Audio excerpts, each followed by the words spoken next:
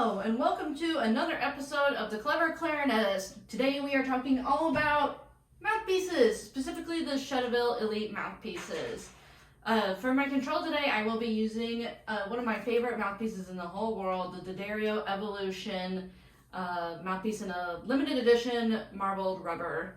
I think it's a beautiful mouthpiece, and one of the great advantages of a Chedeville mouthpiece is that they are so well made, and they're all very consistent. So you don't have to do a trial of like a zillion of the same model mouthpiece. You just have to do one. And if you like it, then great. And if you don't, then you move on. Awesome. And today we'll be working with the Chedeville mouthpieces, and I'll come back to some of the specifics and history behind those. But before we get into those, let's hear our control mouthpiece.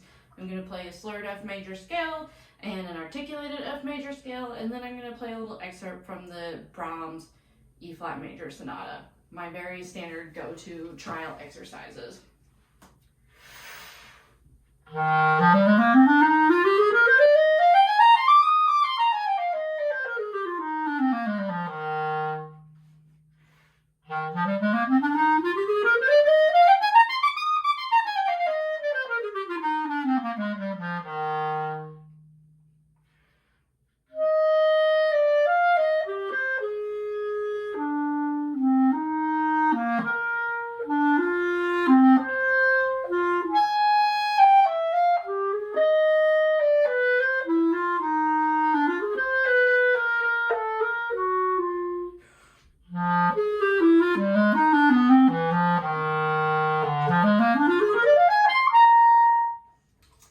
So overall, it's a very nice sound, the Chedeville Evolution mouthpiece.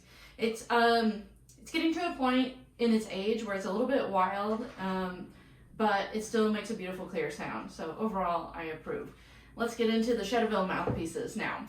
All right, so as you can see, I have 5 Chedeville mouthpieces to try today, and they all have different tip openings. They're all part of the Elite series.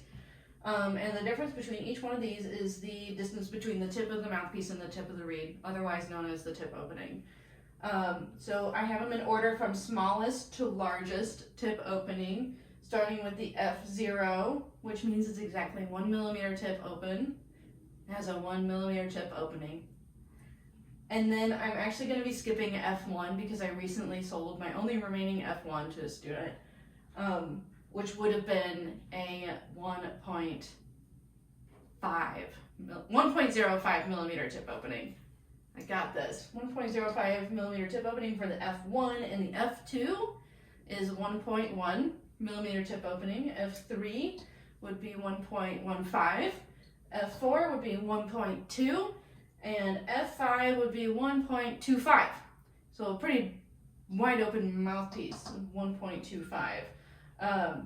So I will be doing the same trial process as I just displayed with my Chedeville mouthpiece on each of these mouthpieces, and I'll fast forward between each section so you're not spending time watching me change mouthpieces. Just a tiny bit of history, I think, regarding the Chedeville mouthpieces, that they are made of their own specific rubber formula and their own blanks. They're not made out of Zinner blanks or anything like most mouthpieces are. The rubber compound was invented by the inventor of the mouthpiece, Mr. Chedeville, who was a professional chemical engineer and amateur clarinetist.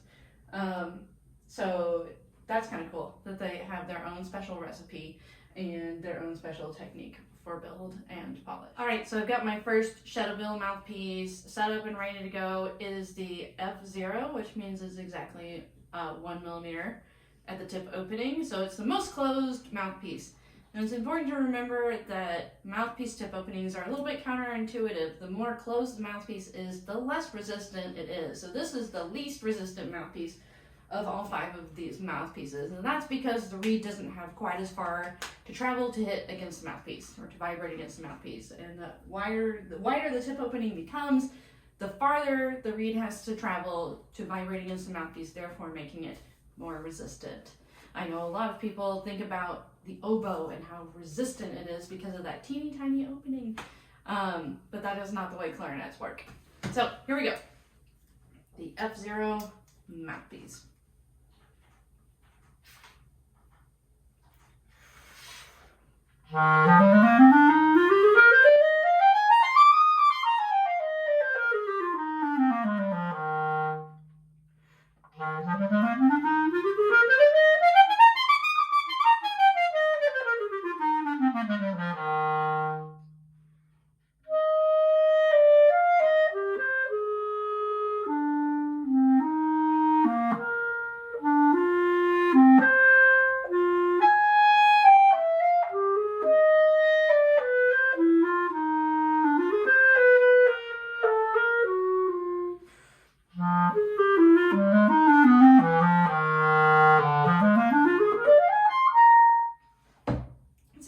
Mouthpiece.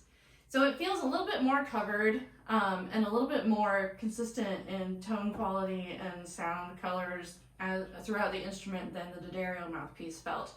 And it also, to me, gave me a little bit more pressure back. So maybe just a little bit more resistance, which is interesting because this mouthpiece tip opening is not as big as the Evolution. The Evolution's tip opening is 1.08 millimeters, which is kind of a medium closed tip opening, I think. And this is a closed tip opening.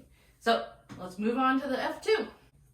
Okay, so I've got my F2 mouthpiece on, in full disclosure. This is one of my favorite mouthpieces ever. I've already been playing on this one for a while and have already chosen it as my favorite mouthpiece, but for the sake of the tip opening order, I did want to put it in order as it pertains to this tip opening concept. If you disagree with me and you feel like I sounded better on a different mouthpiece, oh my god, please tell me in the comments below. I would love to know. Alright, here we go.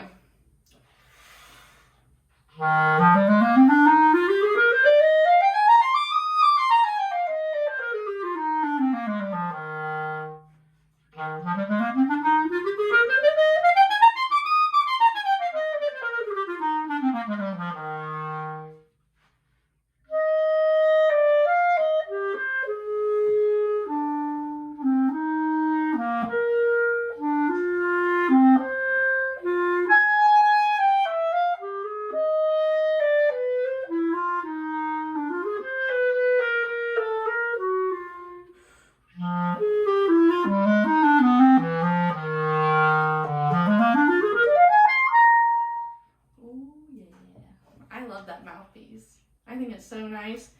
Something I also noticed in between the F0 and the F2, my intonation improved a lot in the upper register on the F2.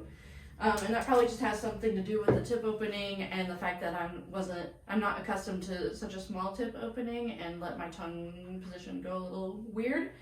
So I think that's more of a personal problem and less of a mouthpiece issue. F3. All right, got the F3 ready to go. Let's see how she does.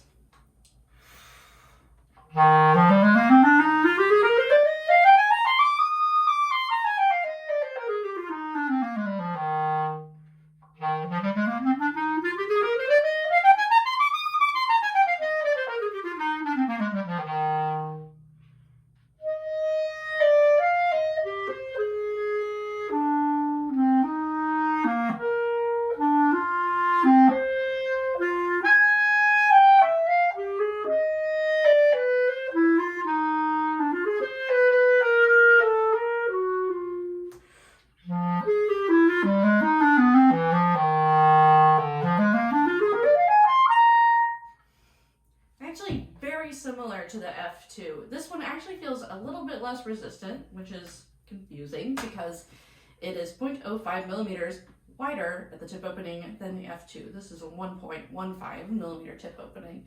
But overall, beautiful sound and everything. It's a little bit more wild than the F2 was, and I like a little bit more control with my mouthpiece. But if you are trying to seek more colors in your playing or more different characters, or you want to play jazz or something like this might be exactly what you're looking for. Anyway, let's keep going. 2 mouthpieces to go.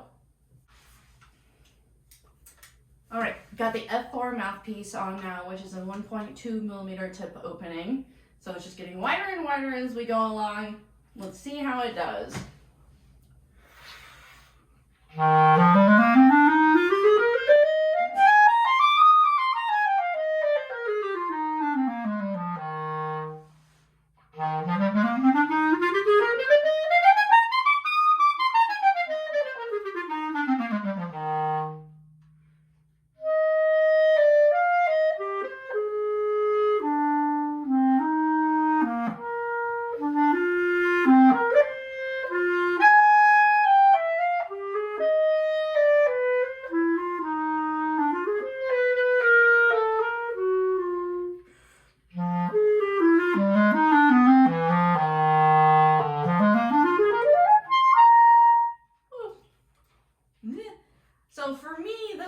not so great because I felt the need to bite it and to bring the reed and the mouthpiece tip closer together. And I think that's a symptom of the tip opening just getting wider as we go along down the line. You might have heard some shakiness from that. I definitely felt a little shaky playing on this, and I didn't get quite the response that I wanted. Some notes were in and out. But the sound quality was nice. It was a pretty sound, and it was a very clear sound. But the darkness was starting to kind of overtake me to the point where it seemed a little bit dull. I need a little bit more brilliance for my mouthpiece, so this would not be the right one for me. But if you're looking to increase the darkness of your sound, something more open might really help you out. We got one more mouthpiece to go. Let's see how it does. All right, so we have the last mouthpiece of this trial set, the F5, which is 1.25 millimeter tip opening of the Elite Mouthpieces by Chedeville.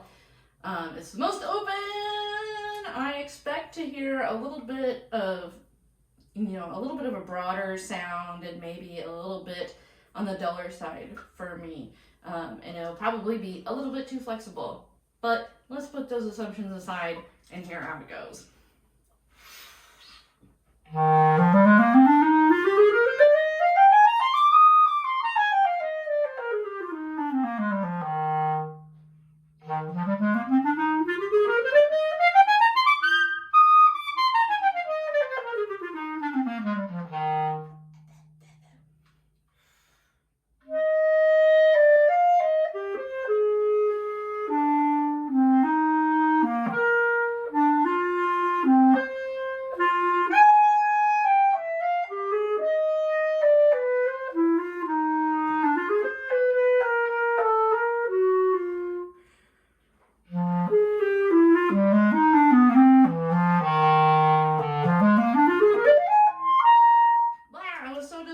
By the sound that I couldn't think of the notes. My bad, everybody. So that is not the sound I'm looking for, and it's not the feeling I want from a mouthpiece either, because it's just too open. It's too open for my classical Brahms playing self. So maybe, again, if you're interested in multi-genre playing, especially in the jazz or pop world, a more open mouthpiece might be really good for you, or if you're just looking to really darken up your sound. For me, I have a tendency toward the dull, dark sound, and I really need to bring a little bit more brilliance to my playing, which is why I prefer a more medium or closed tip opening. My tongue position also rides on the lower side, which further encourages me to stick with a medium closed or closed mouthpiece, and a wide tip opening is just not good for me and my anatomy. If you have a tendency towards a really high tongue position, you might actually really like a big open mouthpiece. You gotta try these things for yourself. I can also demonstrate anything, any day of the week, whatever you want to hear. Please comment below if there's something you'd like to hear me try to play. I would love to do it for you. And one last thing about these mouthpieces is the packaging. It's actually quite beautiful. It's kind of like a little bamboo case, a nice hard wooden case. And each mouthpiece comes in a beautiful blue velvet pouch. I like to keep my mouthpiece in its blue velvet pouch when traveling in its case, because I also prefer to keep these mouthpieces outside of my case. If you have any issues with tarnishing of your clarinet keys, it might be because of the chemical compound of your mouthpiece, and I really recommend trying to keep your mouthpiece out of your case. I know, but the top part of my case is soft. How do I prevent it from getting hurt? I don't know. You gotta find your right way. Just kidding. You can get all kinds of really cushioned pouches for your mouthpieces and cases, but anything you can do to keep your mouthpiece away from your silver keys, the longer your silver keys will last between polishing. And if you have room to keep it in a case like this, even better. Super protective, natural case. Ooh, made in the USA. I just remembered that. These mouthpieces are made in Georgia. Cool.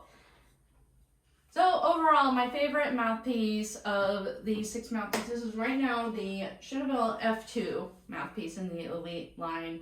I just felt like it really was the right tip opening for me. It gave me enough control over my sound and my articulation and my intonation, while still giving me the freedom to express myself and to change colors as I felt necessary. I will continue to play on this mouthpiece, and I really enjoy it. If you're interested, I'd love to set you up with a trial. You can send me an email at larkin@cleverclarinetist.com. Visit my website, cleverclarinetist.com, or comment below and I'll get back in touch with you that way. Thanks so much for watching, and I'll see you next time.